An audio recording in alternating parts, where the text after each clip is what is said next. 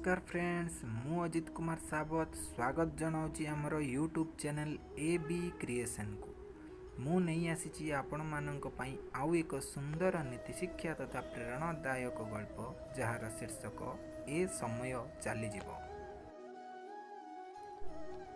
भगवान श्रीकृष्ण और अर्जुन को मित्रता विषय तो समस्ते शुणी और जानी थी।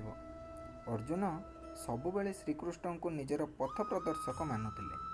से कौन सी समय परामर्श नेबा भूलु नथिले।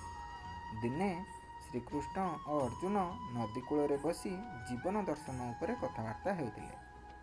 अर्जुन श्रीकृष्ण को पचारिले, हे वासुदेव, मनुष्य सबुबले निजर सुख कामना ही करुथाए और जीवन सारा से किपरि खुशी रहिबो ताहार प्रयास करुथाए, किंतु दुख काहींकि ता जीवन रे प्रवेश करे। जदि दुख नथाता ताहले जीवन केते सुंदर होता। हे वासुदेव, एही विषय रे मते किछि ज्ञान प्रदान करंतु। एहा सुनी श्रीकृष्ण कहिले, हे अर्जुन, सुख और दुख ए दुईटी गोटे मुद्रार दुईटी पार्श्व भली।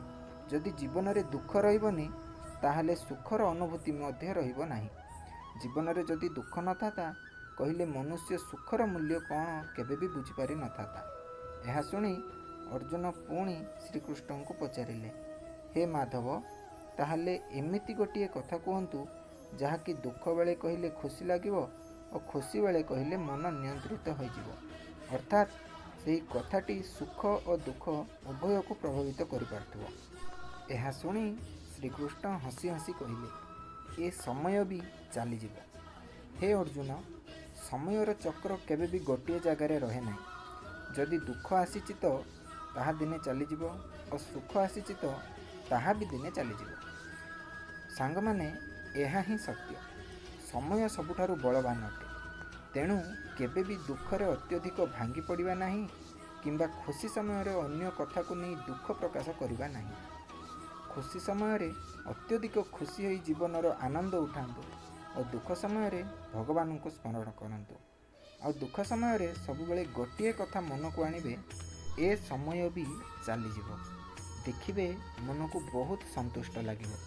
आम गल्पटी आपण मानक केमिति लागिला कमेंट रे जणांतु।